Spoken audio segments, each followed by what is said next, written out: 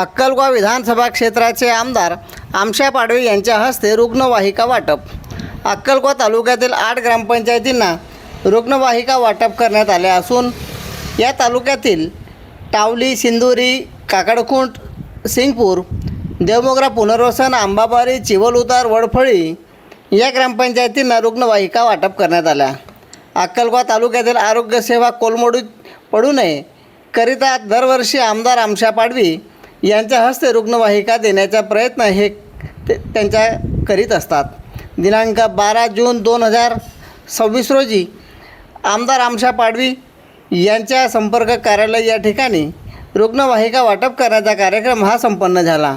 व्यासपीठावर कृषी उत्पन्न बाजार समितीचे चेअरमन पृथ्वीसिंग पाडवी, सिनेट सदस्य डॉक्टर दिनेश खरात, जिल्हा परिषद समाज कल्याण माजी सभापती शंकर पाडवी, शिवसेनेचे नंदुरबार जिल्हा सहसंपर्क प्रमुख लक्ष्मण वाडिले, लोकसभा क्षेत्र प्रमुख ललित जाट, शिवसेना तालुका प्रमुख तुकाराम वळवी, युवती सेनेच्या जिल्हा उपप्रमुख नीता माळी, सोरापाडा सरपंच अंजना पाडवी, सरपंच कुंवरसिंग पाडवी, अक्कलकोवा उपसरपंच इम्रान मकराणी, माजी उपसरपंच विनोद वळवी, शिवसेनेचे कामगार सेनेचे जिल्हा प्रमुख जयवंत नाईक, शिवसेना कामगार सेनेचे जिल्हा उपप्रमुख रवींद्र पाडवी, शहर प्रमुख रावेंद्र सिंह चंदेल आदी या ठिकाणी उपस्थित होते.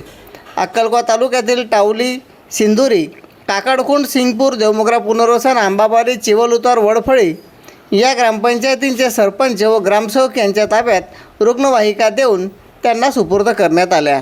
Chandrakant Chavan, 3G news 24 अक्कलकोवा. अशाच नवनवीन बातम्या व अपडेट्स बघण्याकरिता कृपया चॅनलला सबस्क्राईब करा, लाईक करा व शेअर करा. वेगवेगळ्या जहाँ घटना वेती है ता प्रत्येक व्यक्ती या पहिला 108 नया थया नंतर सुरू वे पहले तीही पहिला ने जहाँ जहाँ दवाखाना मापू पेशंट चाहलो किंवा सरपोटस वेयो गरोदर माता वेई किंवा एको एक्सीडेंट वेयो तो सरकारी दवाखाना में एम्बुलेंस से अपने उपलब्ध नहीं रहे और री भी ते को एम्बुलेंस री तो एक नंदुरबार जाती रही तो ते आवे तो लोग बेहरी वस्तु मिलनारी नहीं तीही होतो ज नहा पेने कदाचित एक एक्सीडेंट वेयो तुम पाड़ा गाड़ी कात्या भी है तो पे काता भी पोसा है ते भी पाड़ा गाड़ी समय पे मिलती नहीं अना तो तारा से अपो एक सामान्य कार्यकर्ता असताना आम ते हेयो रोड पे जहाँ या समाजो कार्य कयतला आदिवासी महासंघ म्हणून है आणि त्या तमाम अडचणी आम्हा समोर अवतरिया आता म्हणून एक विचार भेटलो की आज आपो आथून जर काही ताकद रहती तो आपण या भागों में आपण गाड़िया दी सकता फिर योगायोगे ज्या पक्षा में काम की त्या पक्षा जो मुख्य नेता હતો ते बाळासाहेब ठाकरे आणि त्या वाक्य હતો का 80% हा समाजकारण आणि 20% आपण राजकारण करायला पाहिजे. आणि म्हणून या अक्कलकोवा तालुक्यामध्ये आरोग्य मंत्री होते आपले पहिले अरविंद सावंत ना दीपक सावंत जे आरोग्य मंत्री होते आणि त्याच्याकडून पहिले त्याने एम्बुलन्स दिलेली होती, एक जुनी एम्बुलन्स होती आणि ते एम्बुलन्स आता इथे विश्वासांना नाही आहे पण तेव्हा ते जिल्हा उपप्रमुख होते आमचे पक्कू भैया तालुका प्रमुख होते आणि ते एम्बुलन्स चालवणारा भिकू आहे. कारण त्याचं उदाहरण मी देतो का जेव्हा आम्ही खापरमध्ये एक कार्यक्रमात होतो, गणपती होती काय त्या दिवशी आणि मी रात्री होतो. मी दुसऱ्याचे उदाहरण देत नाही, माझ्या घराचेच उदाहरण देतो. कारण आम्ही त्या कार्यक्रमामध्ये होतो ना, आमचे घरचे लोकांना पडले होते, मग मला फोन आला का असं असं झालं आहे आणि तेव्हा ते जुनी एम्बुलन्स होती पण मी येऊ तोपर्यंत भिकू ते गाडी घेऊन गेला आणि आमचे घरचे लोकांना टाकून भरत वडवी कडे त्याने पोहोचवली होती. आम्ही तर नंतर फटफटीवर गेलो होतो. एक सांगण्याचे तात्पर्य तेव्हापासून माझ्या डोक्यात होतं की आपण आपल्या घरामध्ये सुद्धा आपल्याला स्वतःचं वाहन नाही किंवा सरकारी इमारत आपले वस्तू नाही तर त्यावेळेला सुद्धा ते शिवसेनाची गाडी होती आणि त्या गाडीमध्ये आम्ही माझे स्वतःची पत्नीला घेऊन गेले आणि मग अर्जनमध्ये डॉक्टरकडे गेलो, रात्री त्याचे इलाज झाले. मग अनेक डॉक्टर जागावर नाही असल्या कारणाने तिथे जे सिस्टर होती तिने बघून घेतलं आणि तिने सांगितलं की नाही तुम्ही हिला मुलगीला घेऊन जा, आणि मुलगीमध्ये घेऊन जा सांगितलं. इथे डिलिव्हरी होणार नाही, कारण काय काय गोष्ट ते एमावर बघत नाही आणि म्हणून ते चुक्या असत्या. ते थोडक्यात मी मानतो, मग पुढे जाऊ. ते महिलाला जेव्हा त्या गाडीमध्ये तिथून ते गाडीत टाकलं आणि फक्त 10 मिनिटे थोडे बाहेर गेली आणि ते गाडी बंद पडली.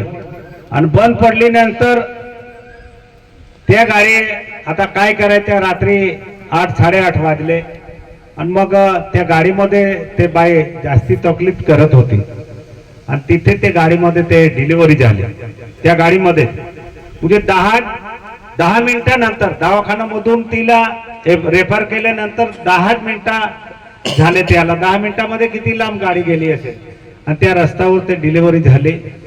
आणि झाल्यानंतर ते गाडी कशी तरी ढेकलून मुलगीला ते 1 वाजता पोहोचले. रात्री 1 वाजता पोहोचल्यानंतर डॉक्टरला त्याने सांगितलं. डॉक्टरने तिथे सिस्टरला सांगितले. डॉक्टर बी तिथे आला. डॉक्टर होता पण चेक करण्यासाठी तिथे आला नाही. डॉक्टर त्या सिस्टरला सांगितले रेफर करून द्या. डॉक्टर नाही होता असं नाही, मुलगी दवाखान्यामध्ये डॉक्टर हजर होता, तो सुद्धा आदिवासी होता, पण त्याने नाही बघितलं आणि तिला सांगितलं का तिला नंदुरबारला घेऊन जा. आणि नंदुरबारला ते 1 वाजेनंतर निघाले तर ते गाडी म्हणजे बंद गाडी होती जेमतेम कडून 5 वाजता नंदुरबारला पोहोचले. 5 वाजता आणि 5 वाजता पोहोचल्यानंतर अर्जंट मध्ये त्याला ऑक्सिजन आहे त्या ट्रॉमा सेंटर मध्ये गेले आणि 5 मिनिटे झाले ते ऑक्सिजन लावला आणि 5 महिने सुरुवात चालू होती तिच्या, पण ऑक्सिजन लावल्यानंतर लागेल ते 5-10 मिनिटांनी डेड झाले. सांगण्याचे तात्पर्य ते आहे ते गेली, पण मुलगी आहे अजून बी जिवंत. जर ते 8 वाजताची घटना जर तेच गाडी जर चांगली राहिली असती कदाचित तर ते सुरळीत गेली असती. आपण काय भगवान नाही, पण ते वाचू शकली असते. एक आपला ज्याचा दिवस आहे त्याला कोणी वाचवू शकत नाही एवढं आहे, पण कोशिश करायचे काम आपला असतो. आणि जर चांगली गाडी राहिली असती त्यावेळेला किंवा समन्वय साधला असता तर ते मुलगी आज वाचली असते असं सांगण्याचे तात्पर्य. म्हणून आपल्याला व्यक्ती किंवा अमुक हे बघायचे नाही आहे, त्यांचे आपल्याला सेवा करायची. तुम्ही सेवा करणार. एम्ब्युलन्स तर आज आम्ही देऊन देऊ, पण हे एम्ब्युलन्स किती वर्षे टिकवायचं, कशी चालवायची त्याचा मालिक तुम्ही आहे. आज आपण सरपंच, उद्या दुसराही बनेल, तरी जर ते जो सांभाळणाऱ्याकडे जर आपण व्यवस्था त्याच्याकडे दिली आणि त्याने जर सांभाळली तर माझ्याकडे आता ते एम्ब्युलन्स 8 वर्षे झाले. आता त्याला फक्त आम्ही काय लेबल बदलून दिला आहे. म्हणजे पहिले जो लेबल होता ते काढून घेतला, नवीन लावून दिला. कोणी सांगू शकत नाही जुनी आहे की नवी आहे, कारण 2 एम्ब्युलन्स आहे. आमचे ग्रामपंचायतचे बी इथेच राहते, दुसरी इथेच राहते. आणि सेव वाहिनी आहे, जे सेव वाहिनी माणूस मेल्यानंतर त्याला आपण केव्हाही घेऊन जातो. हे सोरापाडाच्या नावाने माझी मुलगी सरपंच आहे म्हणून तो ठराव मागून घेतलं आणि ते सोरापाडाच्या नावाने सेव वाहिनी सुद्धा आपण उभी केली आहे. तुम्ही याला केव्हाही कोणीही घेऊन जाऊ शकतो.